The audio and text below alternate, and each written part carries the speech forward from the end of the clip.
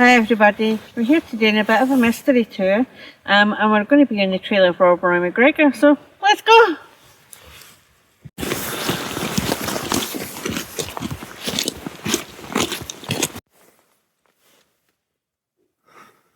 Look how close up wee robin is. I wish we had some seeds. It's quite plump. Yeah. And lovely wee birds, aren't they?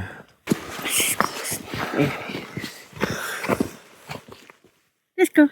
Does it look closed? Seems right, let's go. Unicorn, does it look closed? No.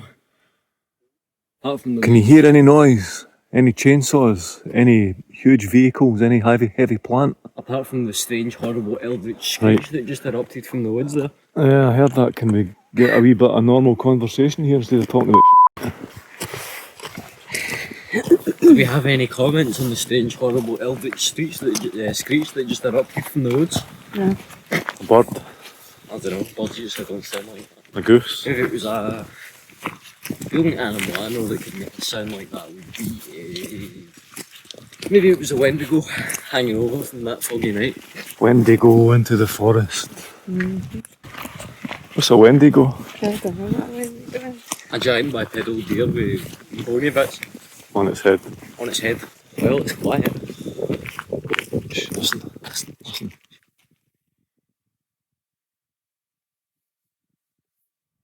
So quiet. I certainly can't hear any operations going on today. Apart from our operation. Which is this. Pocket Wanderers operating a mystery tour.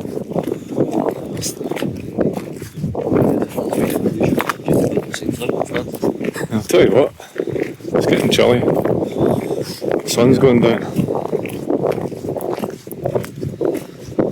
And as we mentioned, there was a strange eldritch screech from the forest not long ago. Some animals make the weirdest noises. At least it wasn't Elric I don't know who Elric is. and the Chronicles of the Black Sword. Aye, I suppose. How are we? No response. Speed up. Oh, it's cold. It's not terrible though.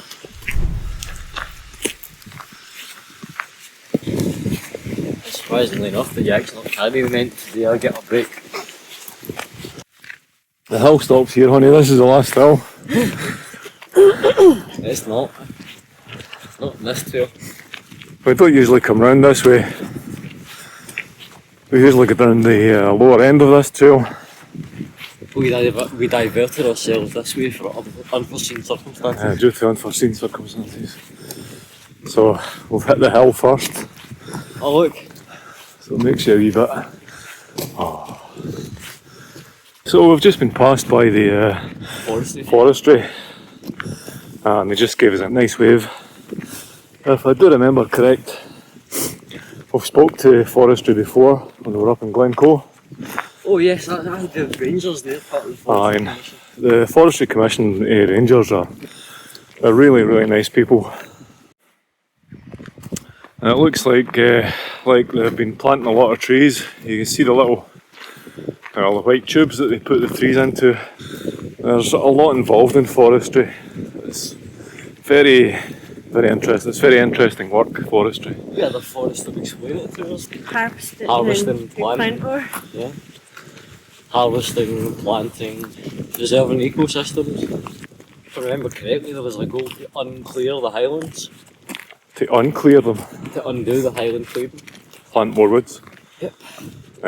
More deciduous wood. Yeah. We already mentioned that. I think we mentioned a wee bit about forestry and various other organisations involved in replanting natural forest back in Scotland when we did our the Orange Route walk Brig of Turk. Well, when we did our Brig of Turk walks, there's a few big trees down up there, look. But but I suspect that's due to the wind. Some of the trails were, in fact, all the trails apart from the 8 mile loop were listed as closed. But we were originally going to divert up here and hope this bit wasn't closed. It was listed as closed, but if you listen, We're actually here quite late. We're maybe, what, an hour and a half away from sunset. it's just about 2 o'clock now, maybe 10 past 2. The sun sets at about 4. As you can see, there's a few trees down. These don't look as if they've been knocked over by the... they look as if they've been felled. Some of the work there. Yeah. Now, we wouldn't advise you to pop in and do what we're doing because of the signs saying don't come in, etc. Do not come in for your own safety. Yeah. But we've spent a lot of our time in amongst forests And dangerous forests. and dangerous forests, and we're well aware of the dangers. And it's, as you could say, okay, we'll listen out for the noise of heavy plant, the noise of chainsaws and all the rest of it. Even a tree creaking. Yeah, that's fine, but if you do wander in, just be very, very careful. I'd be aware of your surroundings. Because I would advise you not to come in if they've got their signs up. But we're on a route that's really wide, really broad, and there's no danger here whatsoever for And us. we're also on a mission, so Yeah. Looks like they've closed that off. Yeah, well this here goes up to Benlomond Viewpoint. I'll tell you later where we are. I'm not telling you just now. well, as they would say, nothing wrong with doing what we're doing, but don't do it unless you're absolutely desperate to get out. Yeah. We're not there's- professionals, but we are professionals in a way. Yeah. If you arrive at a place and it's blocked off like this, That's a no-go. that's a no-go. Regardless, just don't go. It's a wee bit different on a road like this, where maybe a lot of barriers down. You've still got the side path is open to you. There we go. We can't go up to the viewpoint, so sorry about that, folks. We didn't know this was happening today. Even though there's no sounds, we're not going to risk it. Not even for the fear of equipment, for, as we mentioned before, the fear of felling trees. Exactly. Because that's some very dense woodland there, so... Oh, I remember the adder. That was amazing seeing that. That's the first ever adder I'd ever seen. Hello there. So as you can see, we're not the only ones that fall onto the quote-unquote close trail. There they are again. I'm bringing some rhubarb rock. Oh, yum. I use it. I've got some clove rock. Yep. I left my cinnamon balls in the house. Oh. Aww. What do you make of that? Unicorns get cinnamon balls. What do you make of that? I don't know what I make of that. And she's quite partial to some sugary things. I think we all are to a degree. I like rhubarb rock. Can't really taste it when it's this cold though. It was tasty. I got it I right. had to taste yesterday. It was really quite pleasant. We had a piece and what? Piece and jam? Piece of yak rhubarb rock. Well, a piece of the Yak rhubarb rock.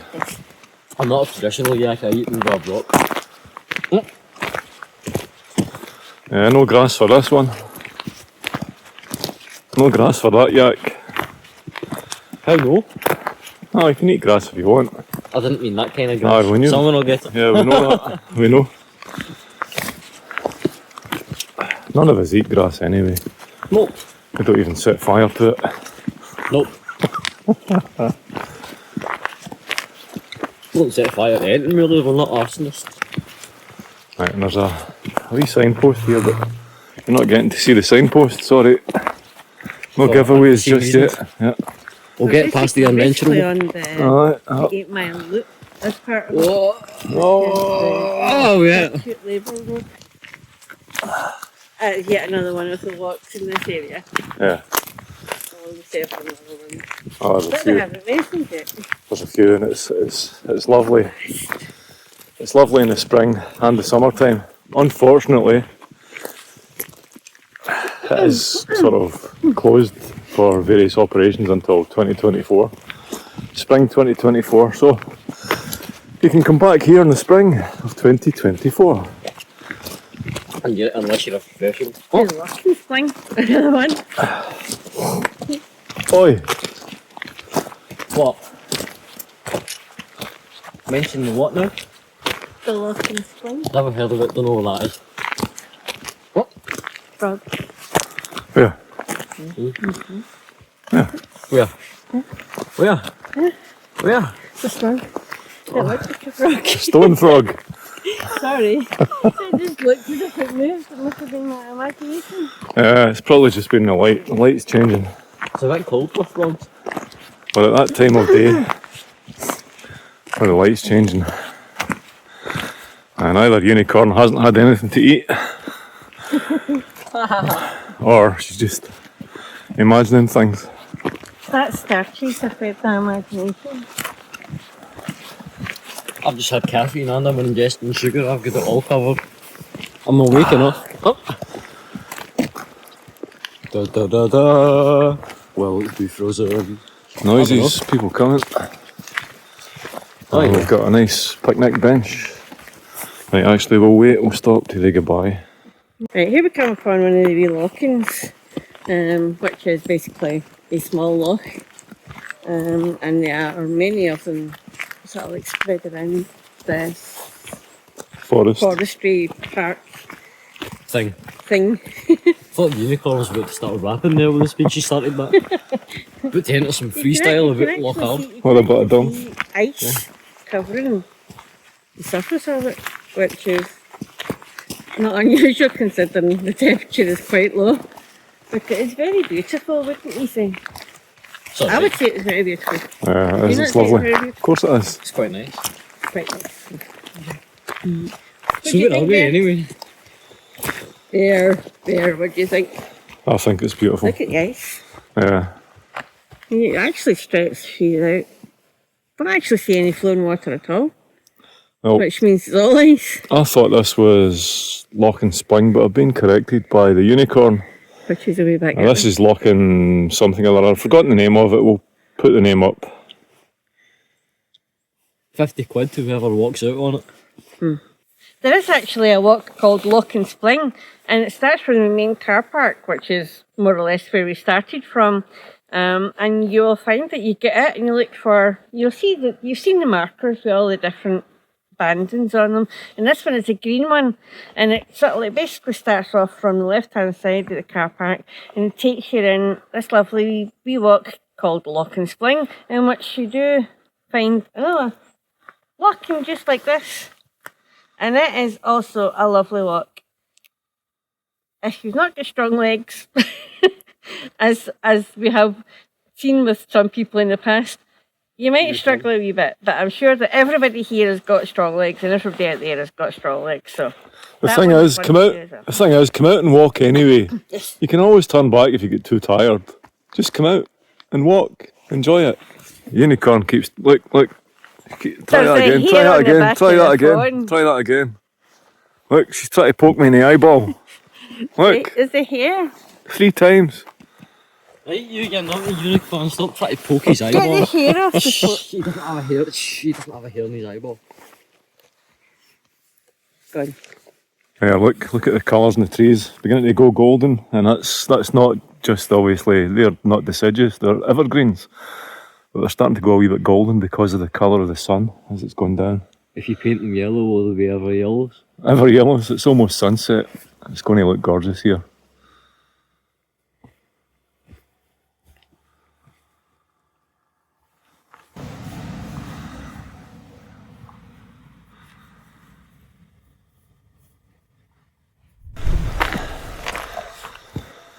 A lot of people love this up here for bikes.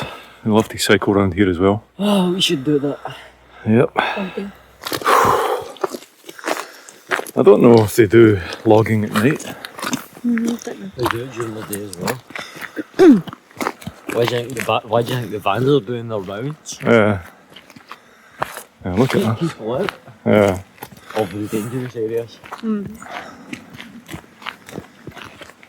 I don't know if you've noticed, but the vans had cameras on top of them. Are they? Yeah. Well, one of them did.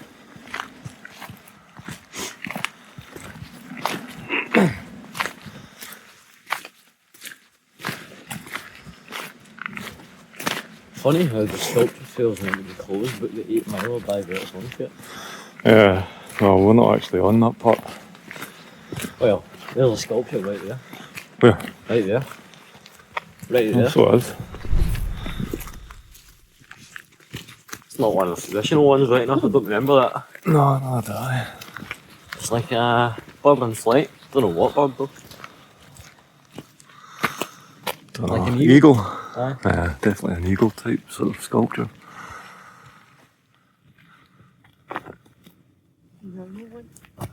Right, the possibility is, people, that we won't be able to go right round and show you the rest of the sculptures.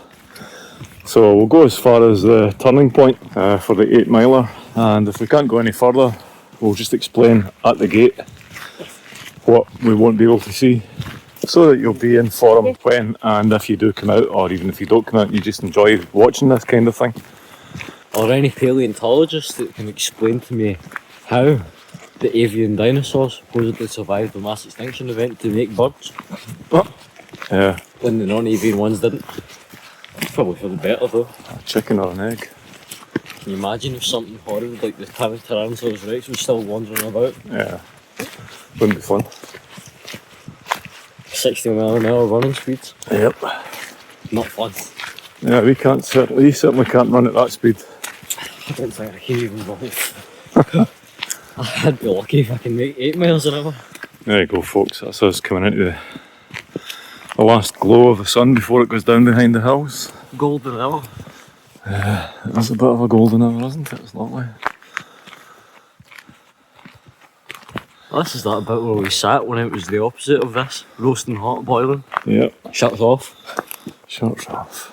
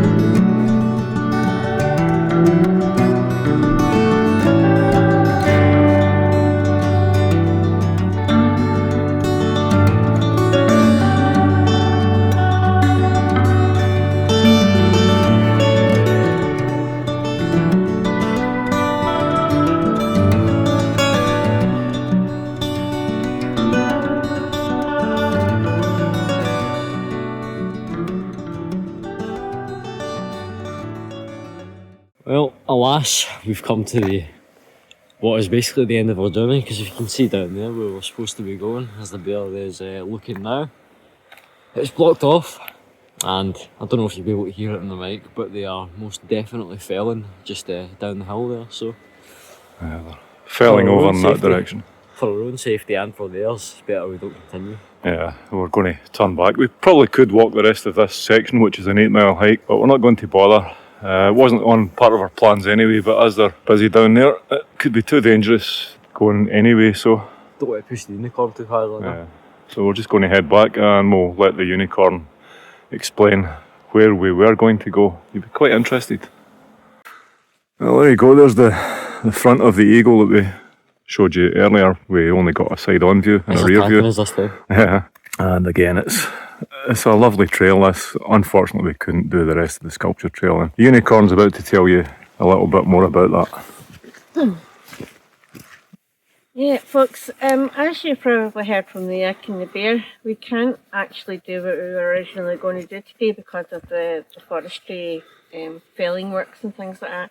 We were going to talk to you about the connection of Rob Roy MacGregor to this area, in which if you actually get onto the sculpture trail, you'll come to a part where you can actually go around and see Rob Roy's cave, which I would imagine is probably maybe where he sheltered after one of the early Jacobite uprisings in 1698, when he was doing it in support of the then King James VII of Scotland. So that is what we would have been doing, but unfortunately today we can't. So you just need to enjoy the rest of the beauty of the trail that we have already covered, and we hope you enjoy it nonetheless. So what can you tell us about Rob Roy MacGregor? Rob Rob Roy MacGregor was obviously born in Loch Ard, which is featured in many of our videos. He was also descended from the MacDonald clan, which is another yet famous Highland clan, through his paternal grandmother. He grew up as I suppose, a kind of mid-tier kind of landowner. His father was a mid-tier landowner, and he did what many of the teenagers in that era did, and that they took money, shall we say, protection money from the landowners, because at that time cattle raiding was a big thing, and if the landowners lost any of their cattle, then the people that they paid protection money to would either return them or pay in full for their cattle. And that is how he spent much of his early life. In later life, as you probably know, Walter Scott, who is a very famous writer, actually wrote a book about Rob Roy, in which he became, I suppose, a bit of a folk hero.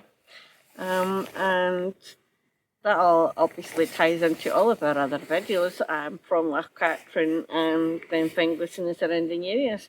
So if you do get a chance to come back when it's opened, it is very much worth a visit. It is very beautiful. You got the control set, Yak? I have indeed. Whoa.